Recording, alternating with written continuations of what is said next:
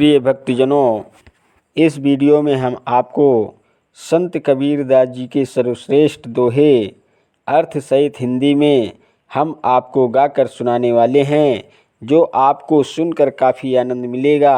Video के last date तक ज़रूर बने रहिएगा ताकि आपको सारी जानकारी सही तरीके से मिल सके, और बेल वाली घंटी दबाना मत भूलें ताकि आपको सारी नोटिफिकेशन हमेशा मिलती रहे। सुनिएगा प्रिय भक्तों, आज हम आगे के दोहे आपको अर्थ सहित हिंदी में सुनाने वाले हैं, जो वीडियो के लास्ट तक ज़रूर बने रहिएगा। अधर्मनि तुम सन कहो बखानी, भाषा ज्ञान अगम की बानी। मातु साप गायत्री लेन्हा, औलट साप पुनि मातहि दीन्हा। हम जो पाँच पुरुष की जोई, पाँचों की तुम माता होई।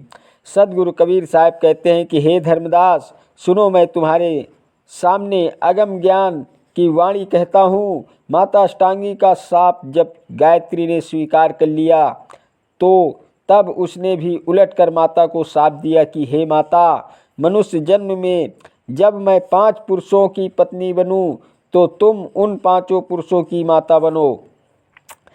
अबिना पुरुष तुझनी है बारा, असो जा नहीं सकल संसारा। अदोहन साप फल पायो भाई, उग्रह भयो देह धरि आई।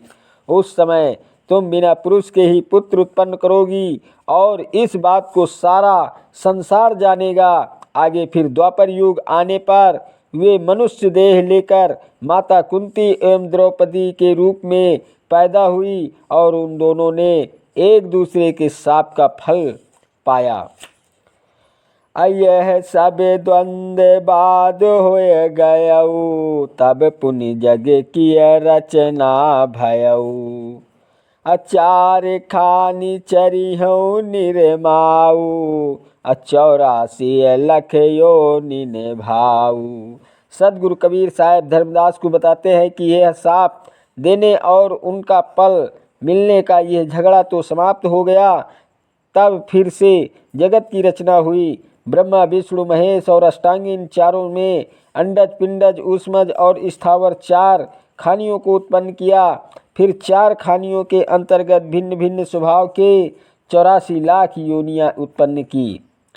अप्रथम अंडज रच्यो जननी, सतमुख पिंडज कियो। विष्णु ऊष्मज रच्यो, तब ही रुद्र स्थावर लियो। अलीन रची जही खानी चारों, जीव बंधन दीन हो। अहोन लगी कृषि कारण, करण करता चीन हो।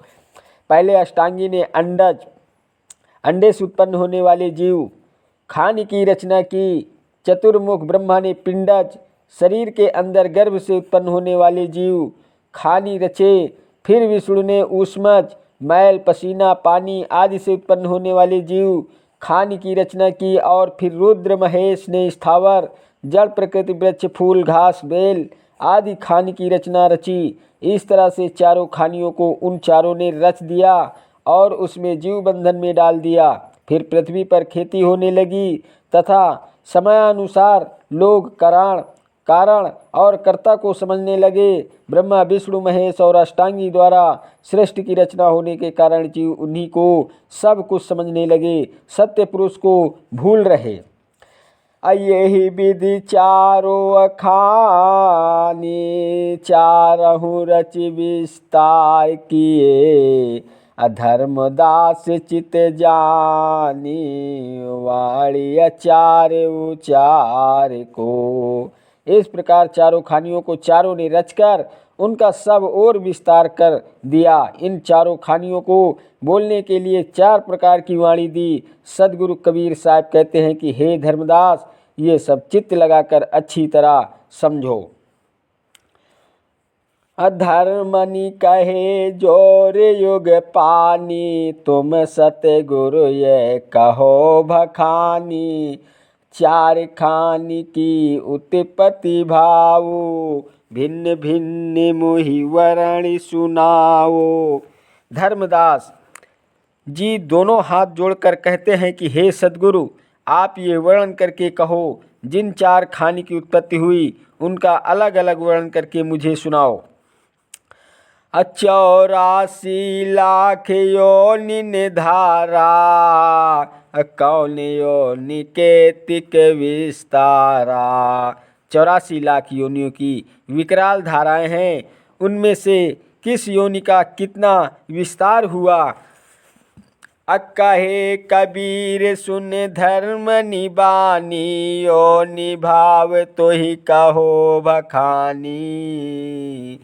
भिन्न भिन्न सब कहूँ समझाऊँ, तुमसे अंत न कहूँ दुराऊँ।